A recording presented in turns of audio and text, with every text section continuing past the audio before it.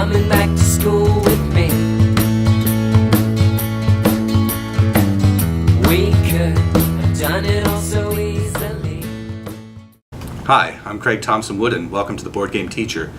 Today I'm going to be talking about something very fundamental in board gaming in education, whether it be in the classroom or for home, and that is buying the right board game. There's several things to consider when you're looking to buy a board game for your family or for your classroom, and I'm going to run down what each of those mean, but just give you a quick overview right now.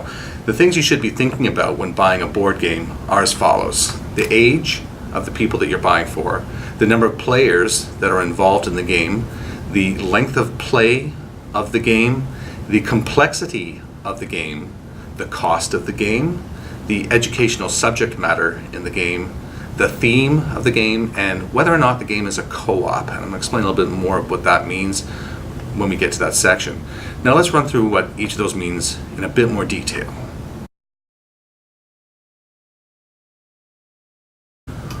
When we talk about age of the game, the common thing to do is to look at the side of the box and see. They'll give you an age rating of good for ages, 4 to 99 or 6 plus or whatever they say, but my strong recommendation for this is to play it first. Make your own judgment, because the publishers are just giving you a rough idea of what they think the game might be appropriate for. You know your child or your students better than anybody else, so you make the judgment call and you think, would they like this? Can they handle this? I've had games which were recommended for 3 and up, so very simple games, but they're great for even adults. So don't necessarily condescend to a game or think that it's not appropriate just because it seems too babyish. It could still be a lot of fun. So always keep that in mind. By the same token, I've seen games that were ages 12 and up, and I played them with my board game group, and they're 9, 10-year-olds. So it's really up to you to make that judgment call for yourself. But you can always use the box as a guideline, but my strong recommendation: play it first.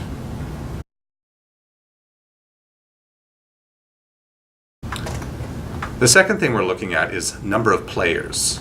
This is going to be a consideration for if you're in a family. Do you want the whole family to play? Or if you're as a teacher, how many people do you want playing at one time? If there's a game for only 2 players, then that might be something you can incorporate into like a daily 3 program, or into your math curriculum somehow, or language curriculum. But more often, you might want, in a classroom setting, you would want a game with larger numbers is going to be more useful. But again, that's going to be a judgment call for you to decide. But looking at the box and seeing what it says.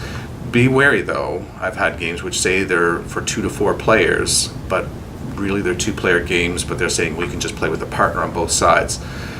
Again, my caveat to you: play it first.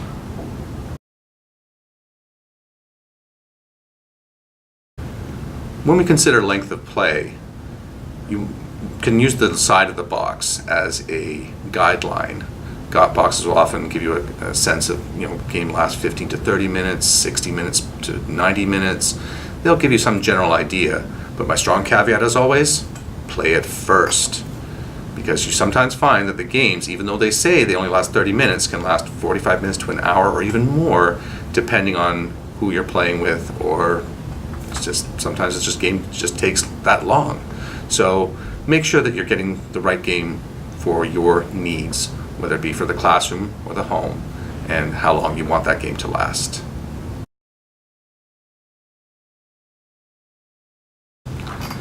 When we consider the complexity of the game, you need to think about the fact that the more complex the game is, the more the child or the student will need moderation and assistance to be able to play it properly.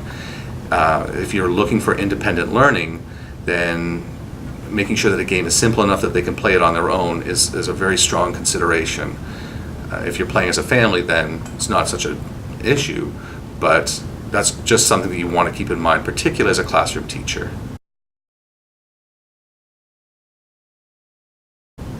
How much does the game cost?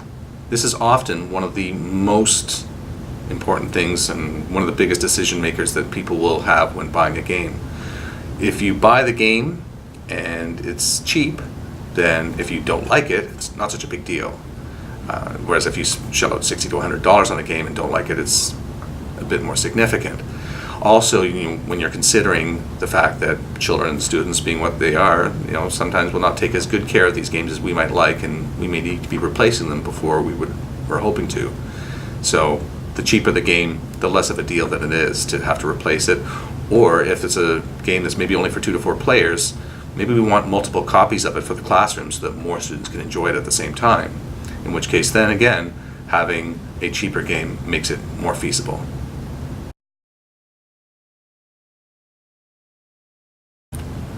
When buying a game for educational purposes, you need to consider what is the education that's going to happen with this game.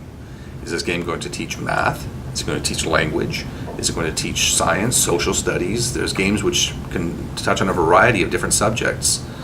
Or is it just social skills you're looking for? Again, you are the parent, you are the teacher, you know what your students need. You know what kinds of things you want to reinforce in your classroom.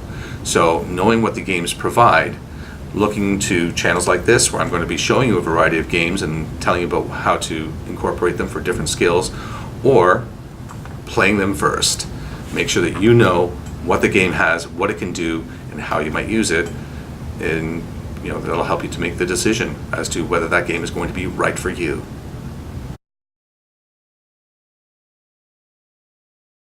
Considering the theme of the game, you need to think about whether it's appropriate or not for your classroom. Some games may have elements of violence, however mild, and that may not be something that's acceptable to your administration, or maybe it's something you don't want to be introducing to your child. Maybe there's themes just that are in some way or the other or something that you don't like. Just make sure that you're aware of what the game entails, and if there's any questions on the theme and whether it may or may not be questionable, if you're a school teacher, I would strongly recommend check with your administration first. Make sure that they don't have any problems with the game, because it would be a real shame to go out, buy the game, teach the game, and then have the game taken away because the principal says that it's not appropriate. So just make sure the theme of the game is something that is appropriate for what you plan it for.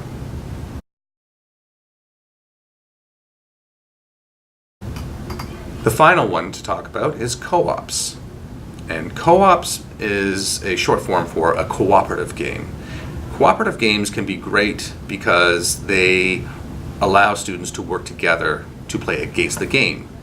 In a co-op game, it's not, nobody is against each other. It's everybody cooperates to win the game. So it's all the players play to beat the game. This can be great because if students are overly competitive, sore losers or whatever, this way they can learn to work together, to collaborate, and to build teamwork skills to achieve the game. So if you're finding that your students are just sore losers and the whole gaming experience is being ruined by people who can't stand to lose, maybe a cooperative game is a good one for you to choose.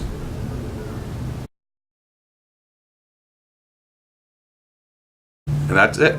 So running down it one more time, the things to consider when buying a board game are the age, the number of players, the length of gameplay, the complexity of the gameplay, the cost of the game, the educational subject matter, the theme, and whether or not the game is a co-op. I hope you found this video helpful and informative, and please hit like and subscribe below and leave any comments, and I will be sure to get back to you. If you have any recommendations for games you might like to see covered in this channel, I'd love to hear it. But until then, thanks for coming to the classroom.